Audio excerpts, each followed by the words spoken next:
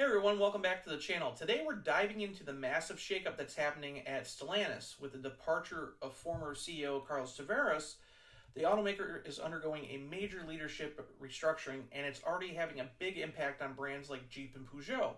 So there's a lot to cover.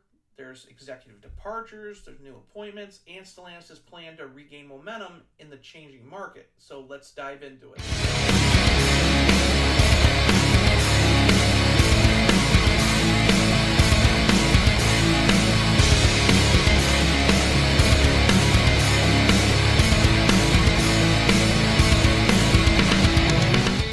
So let's talk about the major leadership changes happening right now at Stellantis. And one of the biggest exits is Chief Software Officer Yves Bonnefont. Now, he was one of the biggest allies of Carlos Tavares, but he played a key role in Stellantis' software division, which, let's be honest, has been blamed for delays in several key vehicle launches in both the US and in Europe.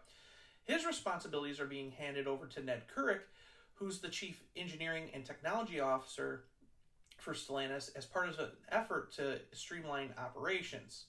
Now, another big departure is Peugeot CEO Linda Jackson. Her exit signals an even bigger restructuring effort as Stellantis looks to redefine its global strategy. Now, since Tavares was pushed out in December, Stellantis has been under the temporary oversight of Chairman John Elkann and a 10-member executive committee.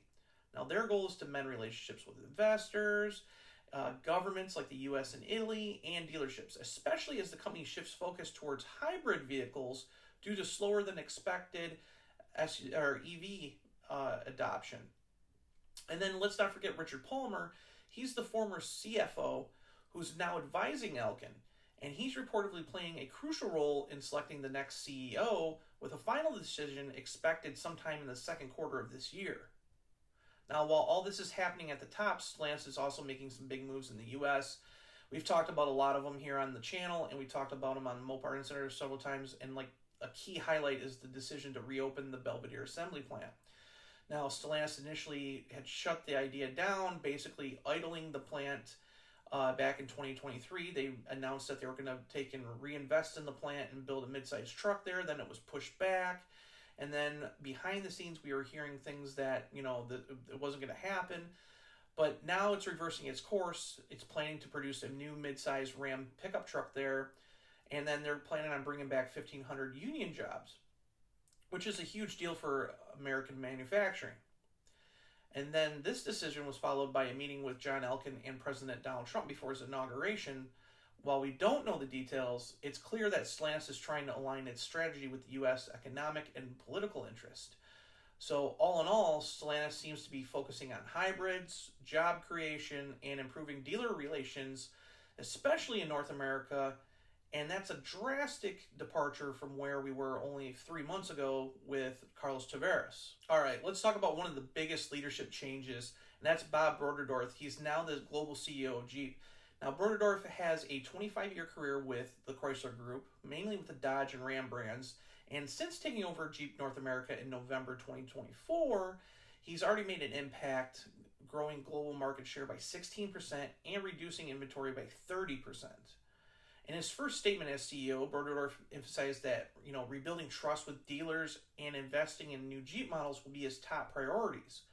And Stellantis is backing him up with a massive $3 billion investment to revamp the Jeep lineup and its global strategy.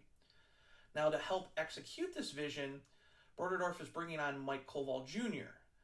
He's a well-known name from the Mopar brand and Ram, while he was the former Ram CEO just before Tim Kuniska's first tenure at Ram.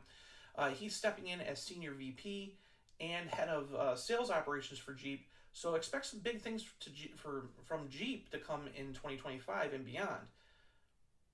Now, what does this mean for Jeep fans? So with Broderdorf being at the helm, Jeep is expected to focus heavily on hybrid models and improving its off-road legacy. Now, Antonio Filosa, who was the former Jeep CEO, he's still the North American Chief Operating Officer. He said, "We're thrilled to appoint Bob to drive the legendary Jeep brand forward during this transformational time. The growth plan Bob established for North America has set a strong foundation to launch into 2025. Now, Stellantis is obviously betting big on the Jeep brand, offering stronger leadership, better dealer support, and a $3 billion budget. Now, beyond Jeep, Stellantis is making more leadership adjustments across its global brands. There's Alan Favey. He's now going to lead Peugeot, where Linda Jackson left off. Xavier Peugeot is now in charge of DS Automobiles. And Anne Aboud is heading the Stellantis Pro 1 commercial unit. Stellantis is also restructuring its software and technology divisions, like we said, under Ned Curic, to help improve development and execution after the botched launches of the Ram 1500 for 2025. You got the Charger Daytona and the Wagoneer S. And then why Antonio Filosa is no longer the Jeep CEO is because he's got another new role at the company, and he's going to be overseeing all of Stellantis' global quality division. So the company is really putting focus on an emphasis of making sure, future models will meet higher reliability standards. So that's a huge thing.